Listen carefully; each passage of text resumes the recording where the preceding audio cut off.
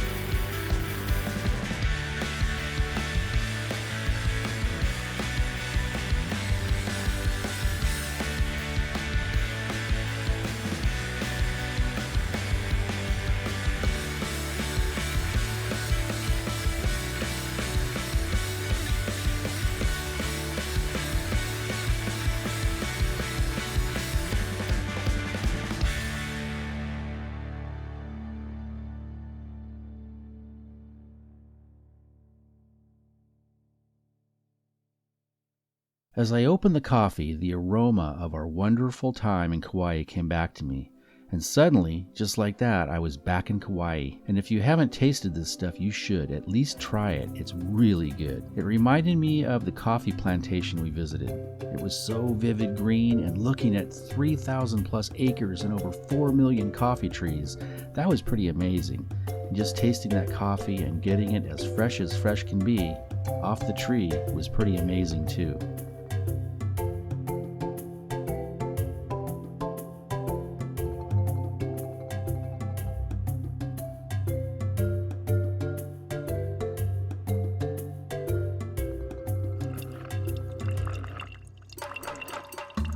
Now, we had up to this point been exploring the south side of the island. That's where we went to Kauai Coffee near the town of Hanpepe, and that's where we sailed with Captain Andes on the 50-foot catamaran to the beautiful Nepali coast. But you can see more of all that in episodes 1 and 2. From there, we went north up Highway 550 to majestic Waimea Canyon, to one of the wettest spots on Earth, and the Kalipa Ridge Trail. But today we're going to head up the coast in the opposite direction from Lahue to the north side of Kauai. We'll be using Highway 56, the Kahio Highway, passing through Wailua, Kapaa, Anahola, Princeville, all the way to the end, eventually reaching Mininholo Cave at Haina State Beach area. We heard there was a really cool cave with really easy access, and we wanted to see the Hanalei Bay area as well. It would take us most of the day to get up to the cave and make it back before dark. And we also decided to rent a brand new 2020 Slingshot for the day trip. The Slingshot, manufactured by the US company Polaris, is categorized as a 3-wheeled motorcycle. weighing only 1,700 pounds and powered by a fairly powerful 4-cylinder, 2.4-liter American GM engine. The newer models are powered by the GM ProStar engine, available in a 5-speed manual or automatic transmission. We chose the sportier manual version for fun, and since it was no air conditioning and the Kauai sun can be quite hot, we opted for the covered roof instead of the open roof version. One of our first stops was the Kilauea Lighthouse. It has breathtaking ocean views and interesting history. Commissioned in 1913, it's also part of the Kilauea Point National Wildlife Refuge, created in 1985, and is home to many beautiful seabirds.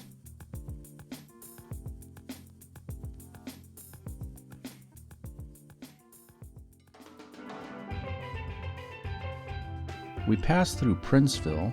Next was Hanalei Bay, with white sand beaches, lush vegetation, and some pretty big waves that day.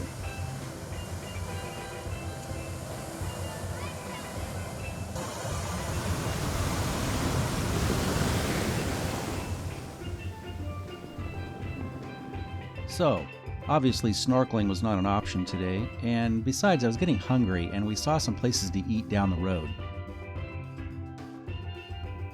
After lunch, we finally reached our destination of Mininholo Cave at Haina. Visitors are immediately drawn to the panoramic trailhead, the gateway to the Nepali coast.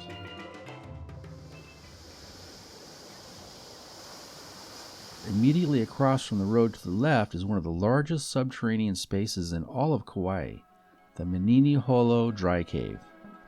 The cave is enormous and almost circular, stretching 150 feet back to its farthest point. As you enter the wide mouth of the sandy floor, it's lit by the sunshine. However, as the eerie drips of unseen water on the cave walls seem to call you deeper into the cave, the light quickly fades. According to legend, the cave was actually the mouth of a tunnel that the Mininholo, Kauai's original residents, used to escape Waimea Canyon while being chased by the Polynesian villagers that were fighting for them for control of the island. After making their escape, the industrious Mininholo collapsed the tunnel to secure their safety, and in so doing, formed the wall that now stands before you.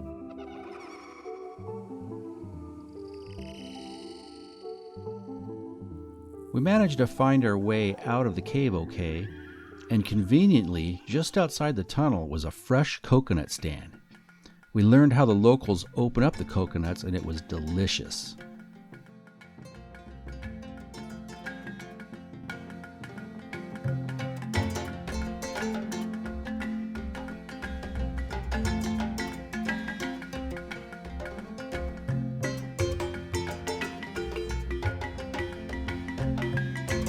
The sun was going down fast now, and we needed to get back to the rental agency before dark. So as we started heading back, we hit a few more beautiful beaches. I won't even begin to try and pronounce the names, since I've completely shredded the pronunciation of several Hawaiian names already.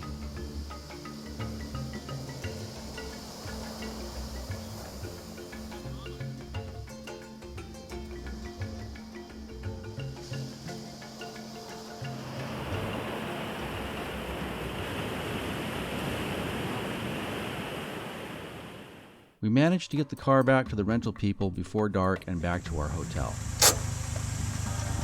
Did you have fun? Yes. Speaking of our hotel, I didn't really talk about where we stayed, but if you're interested, we stayed at two completely different hotels.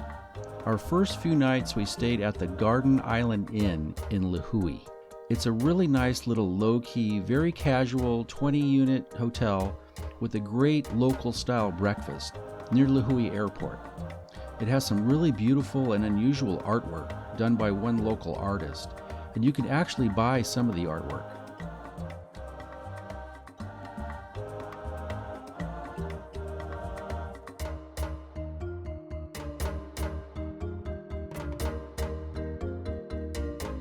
The second hotel we stayed at was the Aston Islander on the beach at Kapaa. Beautiful hotel.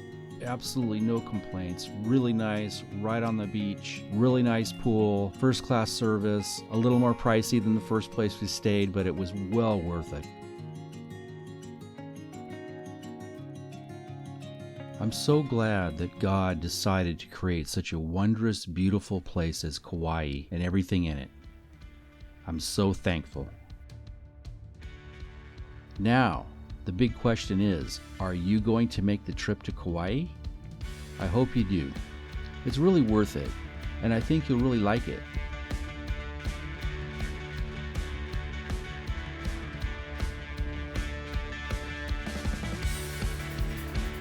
So till next time, thanks for watching.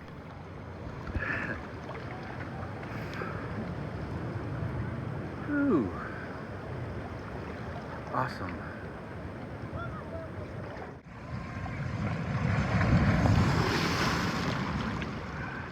But this is what I came here for. This is what I came here for. Awesome.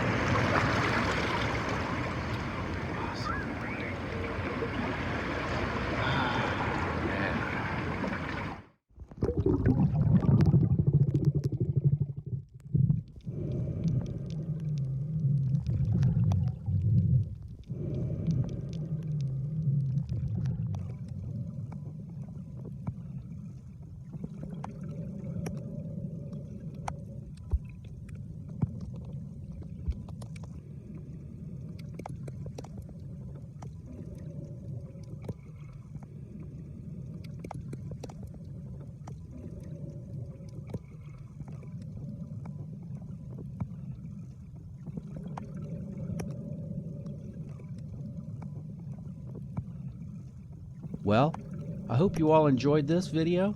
Believe it or not, this was all done with an iPhone. Yeah, an iPhone. And a little bit of editing. But anyway, have a great day. God bless.